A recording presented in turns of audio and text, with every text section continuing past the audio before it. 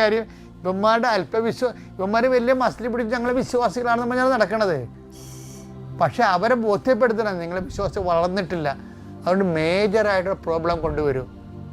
Major problem കൊണ്ടുവരുന്നത് ആരാണ്? ഈ താപൂർമലയത്ത് രൂപാന്തരപ്പെട്ടിരുന്ന സമയത്ത് തന്നെയാണ് ഇവിടെ രൂപാന്തരീകരണം സംഭവിക്കുന്നത്.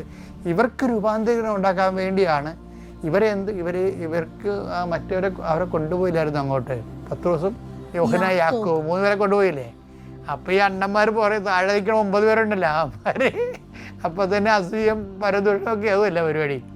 ഈ അസൂയയുടെയും പരദൂഷണത്തിൻ്റെ ഇടയ്ക്ക് എന്തുകൊണ്ടാണ് അവന്മാരെ കൊണ്ടുപോയത്?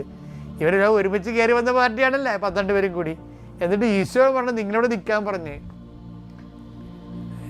നിൽക്കാൻ പറഞ്ഞില്ലേ നിൽക്കും അവരും കയറി പോകാൻ. ഓട്ടോമാറ്റിക് പ്രോസസ്സാണല്ലോ ഈശോ തടുത്ത് കളഞ്ഞത്. ഒരു സ്പോണ്ടേനിയസ് ആൻഡ് ഓട്ടോമാറ്റിക് പ്രോസസ്സല്ലേ. ഇവർ മുഴുവൻ വന്ന് വഴിയിലൂടെ വന്ന് താപോറിലോട്ട് കയറി പോകുന്നു, മലയിലോട്ട് കയറി പോകുന്നു. പിന്നെ എന്തുകൊണ്ടാണ് ഈ 9 പേര് പുറത്തായത്? മനഃപൂർവ്വം പുറത്ത് നിർത്തിയതാ. പുറത്ത് നിർത്തിയത് അല്ലേ പ്രശ്നമേ.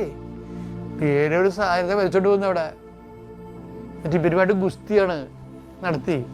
ഇവര് പരാജയപ്പെട്ട് ആ പിശാച് ബാധനെ അപസ്മാരോഗ്യ ഇവരെ മണ്ണ് കുത്തി കഴിഞ്ഞ് നാറ്റിച്ച് ആ പിശാച് ബാധൻ്റെ അപ്പൻ ഈശോ വന്നപ്പോൾ ഈശോ പറയുമ്പോൾ അയാളുടെ ക്ഷമ കെട്ടുപോയി. അയാൾ പറഞ്ഞ് നിങ്ങൾക്കതിന് ചെയ്യാൻ പറഞ്ഞു. ഇവന്മാരെ കൊണ്ട് ഞാൻ മടുത്ത് അങ്ങേക്ക് വലുതും ചെയ്യാൻ പറഞ്ഞ്. വിശ്വാസത്തിൻ്റെ പരാജയം അയാളുടെ കൺമുമ്പിൽ കണ്ടു കഴിഞ്ഞു.